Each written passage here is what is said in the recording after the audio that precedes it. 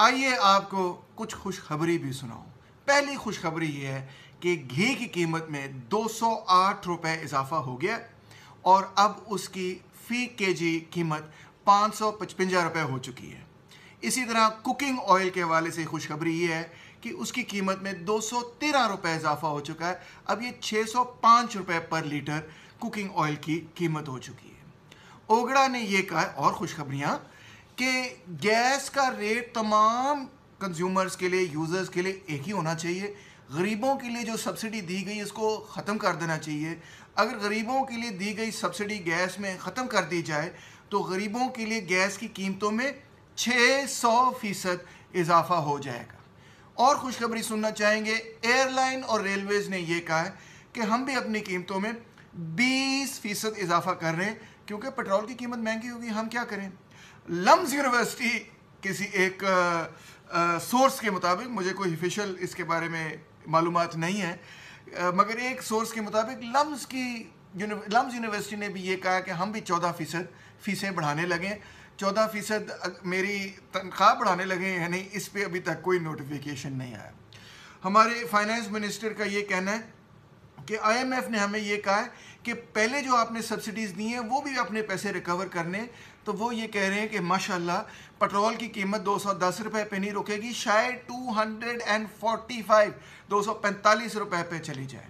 इसके साथ साथ हायर एजुकेशन कमीशन ने ये लिखा है और वाइस चांसलर्स पूरे पाकिस्तान के 120 यूनिवर्सिटीज़ के, जो 30 यूनिवर्सिटीज़ के जो वाइस चांसलर्स हैं, वो ये कह रहे हैं कि 50% हायर एजुकेशन कमीशन के अंदर कटौती होने लगी है। और इसके नतीजे में वाइस चांसलर्स का ये कहना है कि हमें तो फैकल्टी फायर करनी पड़ेगी और हमें यूनिवर्सिटियाँ बंद करनी पड़ेंगी, हम चला ही नहीं सकेंगे यूनिवर्सिटी।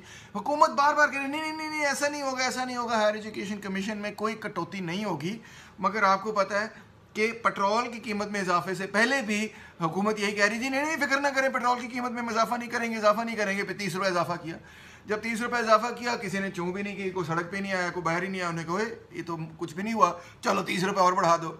अभी भी कोई खास नहीं हो रहा, चलो मजदूर किसान पार्टी वाले निकले हुए, हम निकले हुए, 2-3 और लोग निकले हुए, दैट्स इट, कोई बड़े पैमाने पे कुछ नहीं हो रहा।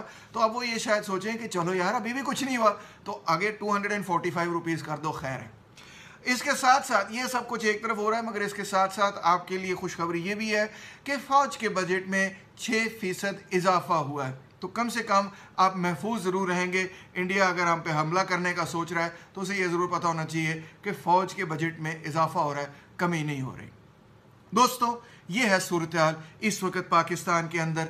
IMF की न्यू लिबरल सरमायादाराना पॉलिसीज़ का नतीजा आप सबके सामने है। मैं तो बार बार आपको ये कह रहा हूँ कि ये मॉडल टोटली फेल हो चुका है। इसके नतीजे में कोई इंडस्ट्रियलाइजेशन नहीं हो रही, इसके नतीजे में गरीबों का सामाजिक कत्लेआम हो रहा है, बर्बादी हो रही है, डिस्ट्रक्शन हो रही है, एजुकेशन की, ट्रांसपोर्टेशन की, फूड प्राइसेस जो है तेज़ी से बढ़ती चली जा रही हैं। ऊपर से रिकॉर्ड ब्रेकिंग गर्मी है, इतने बड़े बड़े डिस्ट्रिक्ट्स के अंदर आग लगी हुई है, सिंध के अंदर कहत पड़ने जा रही है, पूरे के पूरे पाकिस्तान को कहा जा रहा है कि ये वाटर स्ट्रेस्ड कंट्री बनती चली जा रही है, पानी के निज़ाम का कोई ख्याल नहीं रख रहा।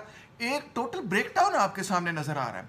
और ये ब्रेकडाउन किसी एक हुकूमत की वजह से नहीं, किसी एक फ़र्द की वजह से नहीं। मैं सिर्फ ये नहीं कह रहा कि देखें जी वालिद साहब जो है वो प्राइम मिनिस्टर हैं और उनका बेटा जो है चीफ मिनिस्टर है पंजाब का, तो सिर्फ ये मसला नहीं है, ये एक मसला लाजमी है, मगर मसला एक्चुअली ये है कि ये पूरे निज़ाम का क्राइसिस है। और ये निज़ाम का क्राइसिस सिर्फ पाकिस्तान के अंदर नहीं है, श्रीलंका के अंदर नहीं है, कई मुल्कों के अंदर फैला हुआ है। ये सरमायादारी निज़ाम इसी किस्म की तरक्की दे सकता है जो कि गरीबों के लिए कोई बेनिफिट नहीं करती, अमीरों के लिए बेनिफिट करती होगी, मगर कोई खातिर खा industrialisation, diversification of economy, third world के अंदर एक सॉलिड इंडस्ट्रियल बेसिस कायम करना, ये सब चीज़ें सरमायादारी निज़ाम फराहम करने में कामयाब नहीं, मुकम्मल तौर पे फेल है। इसीलिए मैं आपको कहता हूँ कि कोई out of the box thinking करें, कोई नई सोच अपने अंदर भी पैदा करें। एक फार्मूला बार बार ट्राई करके बार बार फेल होता जा रहा है, फिर भी आप एहसास नहीं कर रहे कि ये कितनी गलत डगर पे हम चल रहे हैं।